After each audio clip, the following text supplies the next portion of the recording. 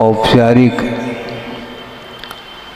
जो आप लोग आवश्यक मानते हैं कलश स्थापना की अपेक्षा से आज इस रविवारी प्रवचन के रूप में ये दिन आया है और मध्याह्न में काफ़ी लंबे समय के लिए लगभग 2 से प्रारंभ होकर के अंत कब होता होगा मुझे ज्ञात नहीं है और मध्याह्न तक और उपस्थिति अच्छी होगी।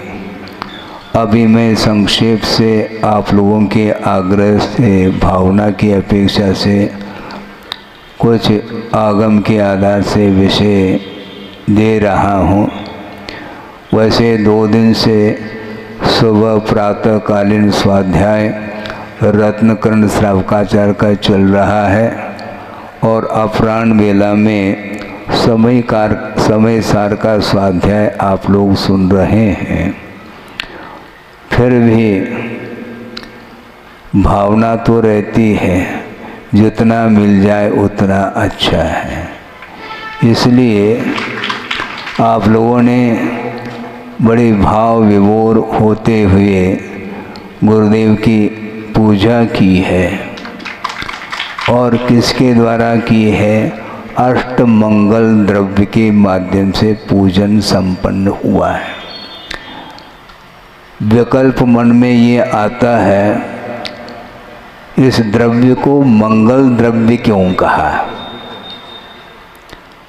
8 प्रकार के द्रव्य आप लोगों ने चढ़ाए, उसको अष्ट मंगल द्रव्य की संज्ञा क्यों दी है? क्योंकि पूजन के लिए एकमात्र वो प्रतीक हैं, भावों के लिए एकमात्र आधार की अपेक्षा से उनका आलम्बन लिया है। वो पूजन सामग्री है।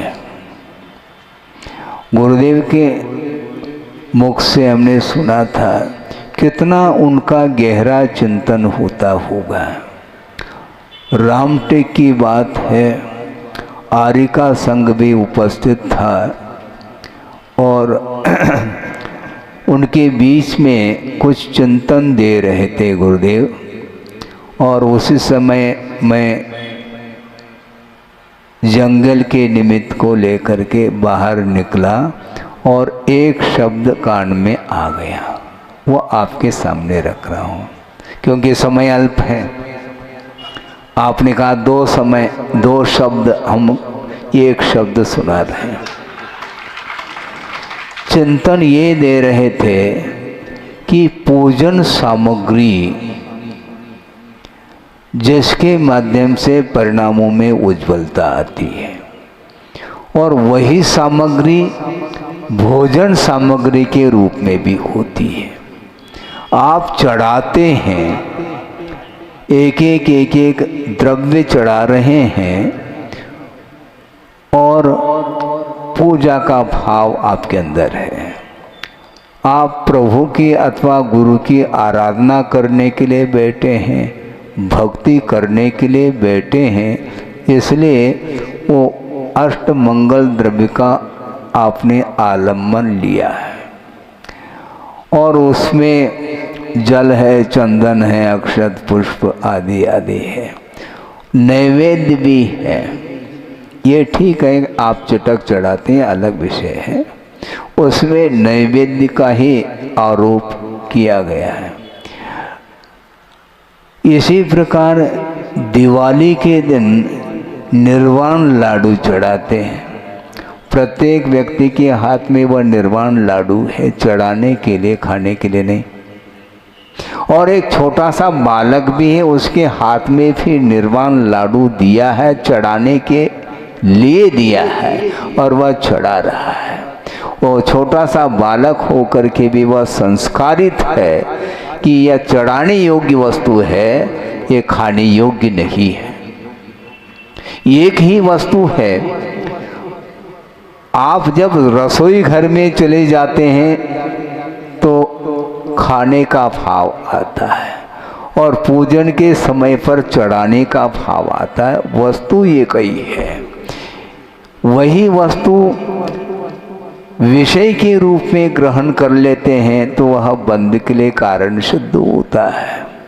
और उसी वस्तु का आलम्बन लेकर के यदि हम पूजन के निमित्त को लेकर के चढ़ाने का भाव रखते हैं तो उसके माध्यम से पुण्य का संचय होता है।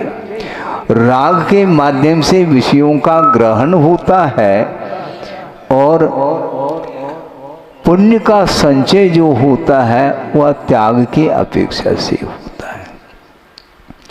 ग्रहण करना और छोड़ना, इन दोनों क्रियाएं हो रही हैं, किंतु दोनों क्रियाओं में जमीन आसमान का अंतर देखने को मिलता है। आप रसोई घर में जाएं और बिना कुछ लिए बाहर निकले संभव नहीं है। हाँ, ये हो सकता है मुनि महाराज को आपने पड़गान कर लिया और भोजनशाला में ले गए और आपके हाथ में ही थाली है, मेरे हाथ में थाली नहीं, आपके हाथ में भरी हुई थाली हो करके भी आपका भाव दान का है, त्याग का भाव है, ग्रहण का नहीं। इतना अंतर देखने को मिलता है। राग भाव जहाँ पर जागृत होता है वहाँ पर ग्रहण भाव आता है, और जहाँ पर राग का अभाव है वहाँ पर त्याग का भाव सामने आता है। इसलिए त्याग और ग्रहण इन दोनों में अंतर है। मध्याह्न में बहुत समय है, क्या विषय देना है ये हमें भी खबर नहीं है, क्योंकि कलश स्थापना होगी, उसमें बहुत शोरगुल भी होगा और आनंद का अनुभव आप लोग लेंगे, बिल्कुल ठीक है। किंतु वह चिंतन दे रहे थे गुरुदेव कि देखो कितना अंतर आता है, और वह प्रसंग, इसी प्रसंग के साथ उसको जोड़ करके इस विषय को समाप्त कर लूं कि सन 76 की बात आपके सामने रखने जा रहा हूं। सन 75 में गुरुदेव ने फिरोजाबाद में वर्षायुग की स्थापना की थी। उस समय उनके संग में मैं ब्रह्मचारी के रूप में था, और वर्षायुग की स्थापना के बाद निष्ठापन का भी समय आ गया, और दिवाली के दिन निष्ठापन करके 1-2 दिन के अंतराल में ही उन्होंने वहाँ से विहार वो कर गए। और विहार करते करते आगरा और इधर धवलपुर, मुरैना और ग्वालियर होकर के सोनागिरी उनका पहुंचना हुआ। उस समय ब्रह्मचर्य अवस्था में 3-4 ब्रह्मचारी थे, मैं भी था, और वहाँ पर उन्होंने क्षुल्लक दीक्षा दी। और क्षुल्लक दीक्षा देने के उपरांत सोनागिरी से विहार करते करते, क्योंकि सोनागिरी जो है वह बुंदेलखंड का वह प्रवेश द्वार माना जाता है, और वहाँ से विहार करते करते ललितपुर आदि होते हुए इधर पन्ना, सतना आदि हो करके वो सतना पहुँचे थे। वहाँ पर 1 सप्ताह के लिए मुकाम किया उन्होंने, और प्रतिदिन प्रवचन होते थे भिन्न भिन्न विषयों के ऊपर, और प्रवचन के पूर्व में पूजा होती थी। और वह प्रसंग आ गया, पूजन करने के लिए जनता बैठी है और एक परिवार भी खड़ा है और छोटा सा बालक भी उसमें शामिल है। अब जिस समय फल चढ़ाने का अथवा नैवेद्य चढ़ाने का जब प्रसंग आया तो सब लोगों ने नैवेद्य चढ़ाया, और उस बालक ने क्या चढ़ाया? मजे की बात यह है कि उसने बहुत पुरुषार्थ करके पैसा एकत्रित किया था, और उस पैसे से उसने चॉकलेट खरीद लिए थे, और क्या कौन सा नैवेद्य चढ़ाते समय क्या बोलते हैं? हाँ, क्या बोलते हैं, पूरा तो बोलो। हाँ, क्षुधा रोग निवारणाय नैवेद्यम कहते ही उसने चॉकलेट चढ़ा दिए। आपको चॉकलेट चढ़ाने के लिए नहीं कह रहा हूँ कि देखो वो छोटा सा बालक है, 7-8 साल का बालक होगा वो, और उसने मुट्ठी में चॉकलेट ली थी और उसने चढ़ा दिए। गुरुदेव देख रहे थे, बहुत प्रसन्न होकर के देख रहे कि देखो ये बुंदेलखंड है, और बुंदेलखंड में घर घर में, देहात देहात में ये संस्कार है। छोटे छोटे बच्चे तक ये जान लेते हैं कि वस्तुतः यह सामग्री पूजन सामग्री है, भोजन सामग्री नहीं है। आपने कहा कि महाराज आज भले ही 5 मिनट सही, थोड़ा बहुत तो हमें उद्बोधन मिलना चाहिए। हमने सोचा था आशीर्वाद देने के लिए आया था और आशीर्वचन की बात आ गई, तो यहाँ पर आपके लिए संक्षेप में ये विषय दिया है कि इस प्रकार गुरुदेव चिंतन करते हैं और हम लोग कुछ कर नहीं पाते। वस्तु एक ही है, किंतु पूजन का जब भाव आता है उस समय त्याग का भाव आता है। और सोचो, विचार करो, दान में कितना अंतर है और त्याग में भी अंतर है। त्याग और उत्तम त्याग बहुत बड़ा अंतर है। इसमें क्या हमारा दोनों में तो त्याग हो रहा है।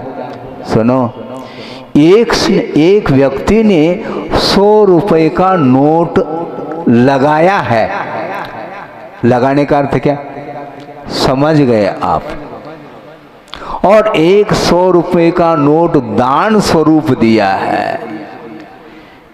100 रुपए दोनों ने दिए हैं, किंतु एक ने दिया है दान स्वरूप और एक ने 100 रुपए लगाया है। 100 रुपए से हमें 1 लाख मिलने वाले हैं, लॉटरी। इस उद्देश्य को लेकर के लगाया है, किंतु वह त्याग माना जा सकता, उत्तम त्याग नहीं है, क्योंकि ग्रहण के भाव के साथ उसको दिया गया है। वहाँ पर ग्रहण बुद्धि लगी हुई है, इसलिए ग्रहण लगा है। यह परिग्रह है बंधुओं। व्यवसाय के दृष्टि से किसी को कुछ देना, ये देना नहीं माना जाता है। आप दुकान में जा कर के कुछ खरीदना है तो आप पैसा दे देते हैं, वह व्यवसाय कहलाएगा। किंतु यहाँ पर व्यवसाय नहीं है, यहाँ पर अध्यवसाय भी नहीं है। यहाँ पर परमात्मा की चर्चा चल रही है। प्रभु बने हैं, उनकी पूजन हमें करना है।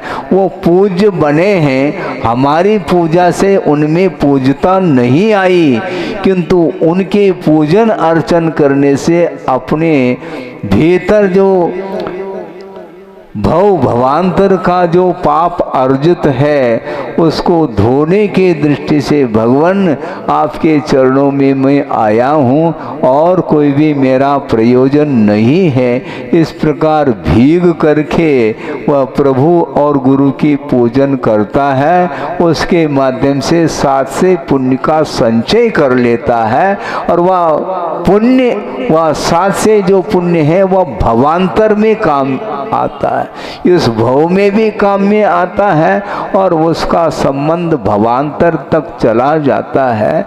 इसलिए जितने भी ये महान पुरुष बने हैं उन्होंने त्याग के माध्यम से ही कर्मों की निर्जरा करके अथवा कर्म का क्षय करके शुद्ध परमात्मा तत्व को प्राप्त कर लिया है। इसलिए वो हमारे लिए आराध्य हैं और उनकी आराधना करते हुए अपना जो अतीत जीवन जो मलिन था उसको निर्मल बनाने के उद्देश्य को लेकर के हम निरंतर देव शास्त्र और गुरु की आराधना करते रहें, जिसके माध्यम से आत्मा का उद्धार हो सके। इस पवित्र भावना के साथ अहिंसा परमो धर्म की जय। बोधि समाधि परिणाम शुद्धि स्वात्मोपलब्धि शिव शोक सिद्धि चिंतामणिम चिंतित वस्तुदाने त्वामंद मानस्य ममास्तु। परम पूजाचार्य गुरुवर श्री विद्यासागर जी मुनि महाराज की जय।